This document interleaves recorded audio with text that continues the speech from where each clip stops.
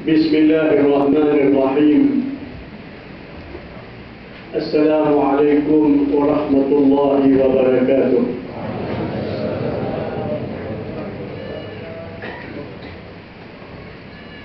Alhamdulillahi rabbil alamin. Wassalatu wassalamu ala ashrafil anbiya'i wal mursalin سيدنا وحبيبنا وقرة أعيننا ومولانا محمد النبي الأمي وعلى آله وصحبه أجمعين. Bapak Al-Hajj Abu Bakar, Bapak Kiai Syamsuddin, Bapak Ustaz Kiai Arif, Bapak Ustaz Kiai Idris, para asatidz yang saya hormati, ibu-ibu, bapak-bapak, muslimin, muslimat, wabil khusus anak-anakku yang tercinta, para santri tahfiz Al-Quran yang dimuliakan oleh Allah Subhanahu wa Ta'ala.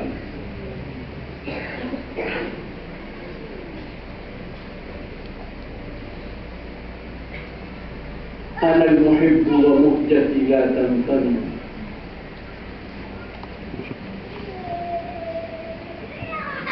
An hubbiha wa wujdiha wa hiyamiha bi Muhammadi. Qad lamani al-jahulu law dara ma'na al-hiyami bihi lakana musa'idi. Aku adalah orang yang mencintai Muhammad sallallahu alaihi wasallam, dan kerinduanku tidak pernah habis. Andai kata orang yang mengkritisiku tentang cintaku kepada Muhammad, andai kata dia tahu lakana musa'idi, maka dia adalah orang yang paling semangat untuk mendukungku di dalam mencintai Muhammad sallallahu alaihi wasallam. ماذا على من يشم تربة أحمد لو لم يشم مدى الدهر غواليا.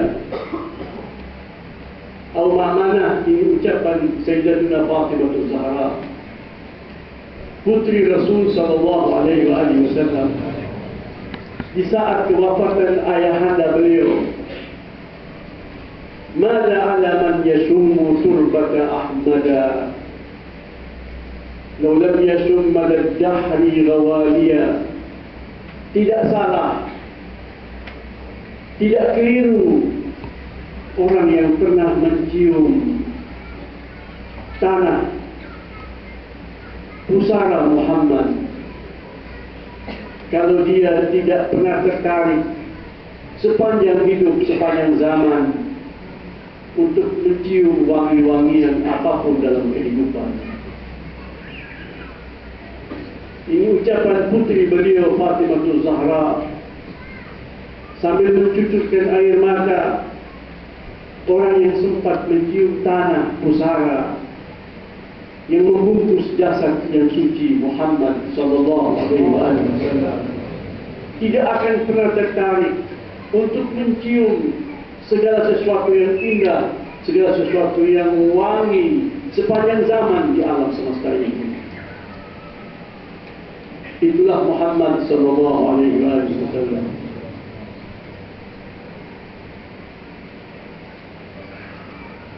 Allah Subhanahu wa taala di dalam Al-Qur'anul Karim memberikan peringatan, bahkan mengancam,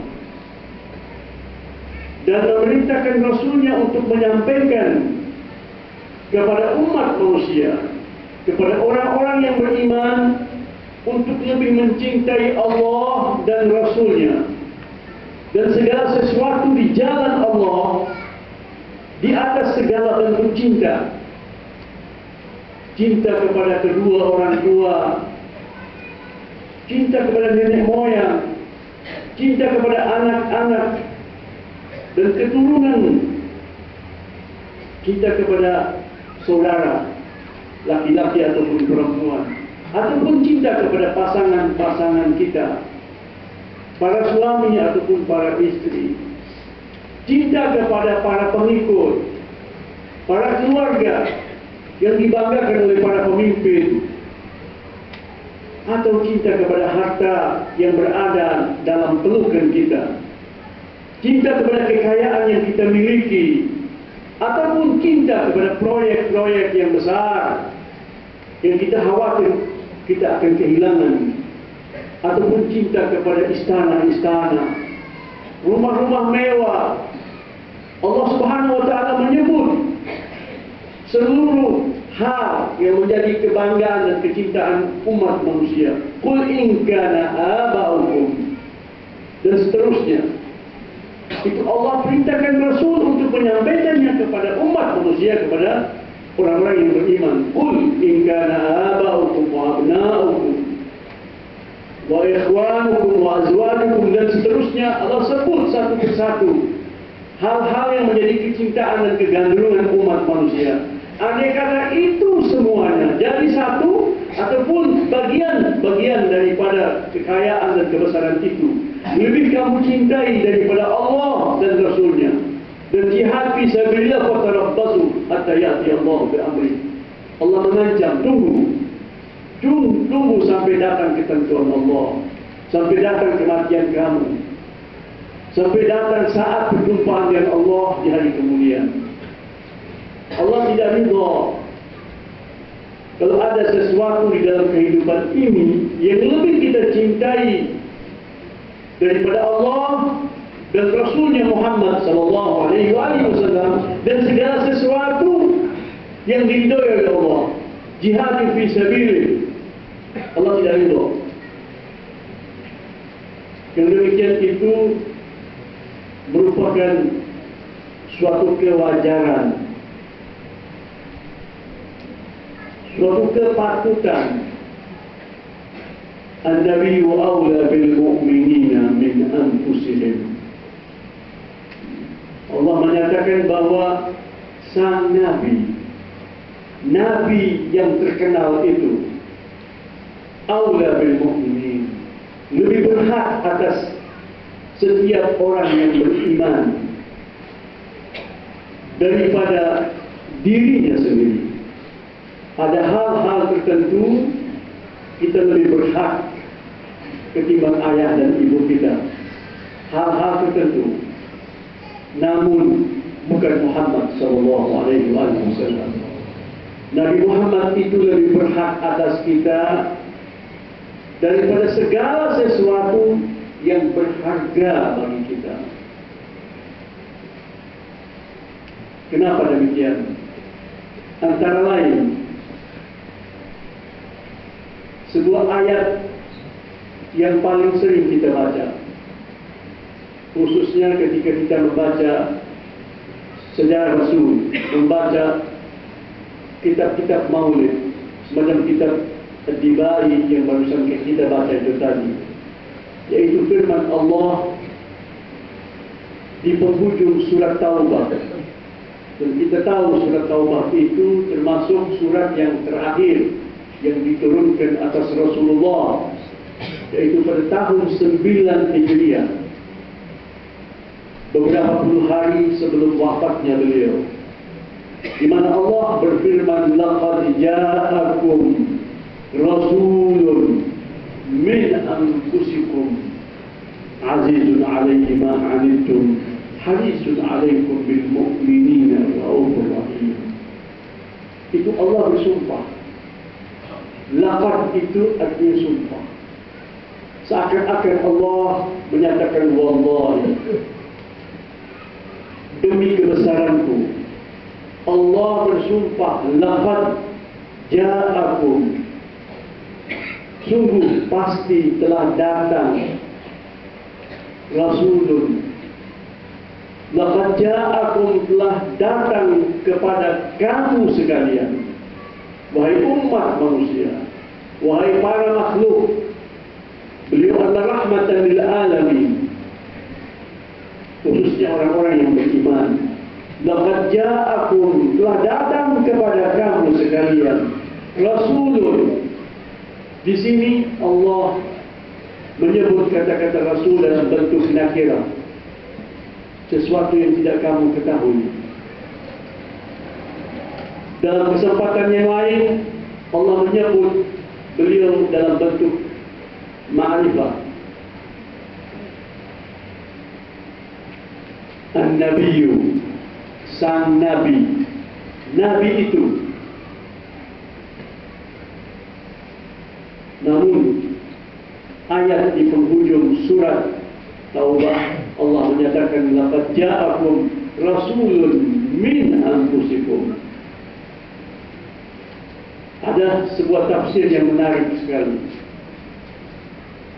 Min anfusikum, Rasulullah datang dari lubuk hati kamu. Dia datang bukan dari suatu tempat yang jauh. Tidak, dia datang kepada kamu dan dia muncul dari diri kamu. Dia sudah memasuki hati kamu. Dia sudah merasakan apa yang kamu rasakan. Dia sangat mengenal beban, tanggungan yang kamu pikul. Jadi Allah menyatakan tidak ada orang yang lebih simpatik kepada kamu seperti Muhammad sallallahu alaihi wasallam. Tidak ada orang yang merasakan kepedihan, kesedihan, kerinduan yang sedang kamu alami seperti Muhammad sallallahu alaihi wasallam. Dia datang dari diri kamu, dari lubuk hati kamu. Laqad ja'akum rasulun min anfusikum azizun alaihi ma anittum. Kata-kata aziz artinya, salah satu maknanya aziz artinya perkasa, perkasa, kuat, hebat, itu aziz. Tetapi kalau kata-kata aziz ditambah dengan alaihi, itu jadi lawannya. Maka maknanya apa? Azizun alaihi, lemah, hancur, tidak berdaya. Kenapa Allah menyebut beliau begitu? Beliau tidak berdaya, beliau lemah. Kapan? Ma'anittum. Jika kamu sakit, jika kamu sedih, jika kamu sengsara, jika kamu merana, maka beliau akan merasakan kepedihan yang besar. Siapapun di antara kita yang sakit, beliau merasakan kesakitan kita lebih daripada yang dirasakan oleh ibu kita. Yang menyatakan ini Allah Subhanahu wa ta'ala. Azizun alaihi ma anittum. Rasulullah adalah sesosok pribadi yang kuat, lebih kuat daripada Jibril alaihissalam. Jibril kalau turun kepadanya wahyu, dia pingsan, dan malaikat-malaikat yang lain. Tapi Rasulullah SAW tidak pernah mengalami kepingsanan ketika turun kepada beliau wahyu. Beliau dimi'rajkan oleh Allah Subhanahu wa ta'ala, dan beliau memasuki sebuah kawasan yang Jibril tidak dibenarkan memasukinya, dan Jibril mengatakan kalau aku memasukinya aku terbakar. Tapi engkau wahai Rasul, jika engkau memasukinya engkau akan melewatinya. Dan saat itulah digambarkan kepada kita tentang kekuatan pribadi, kekuatan persiapan Muhammad sallallahu alaihi wasallam berkat inayah ilahiyah. Beliau kuat, beliau besar. Tetapi jika kamu sedih, jika kamu terluka, jika kamu terpukul, jika kamu terhina, beliau lumai, beliau lemah, beliau menangis, beliau tidak berdaya. Beliau merasakan apa yang kamu rasakan dalam bentuknya yang paling besar. Itu apa tandanya? Tanda cinta. Cinta itu membuat orang sedih. Cinta itu membuat orang merana. Tidak ada gambaran seperti itu yang Allah gambarkan kepada seseorang seperti yang Allah gambarkan pada Muhammad sallallahu alaihi wasallam. Orang yang paling mencintai kita, yang paling sedih ketika kita sedih, yang paling merasakan sakit ketika kita sakit itu ibu kita, bapak kita. Itu Allah tidak gambarkan mereka begitu. Allah gambarkan Muhammad sallallahu alaihi wasallam. Mana mungkin kita dapat membalas jasa beliau?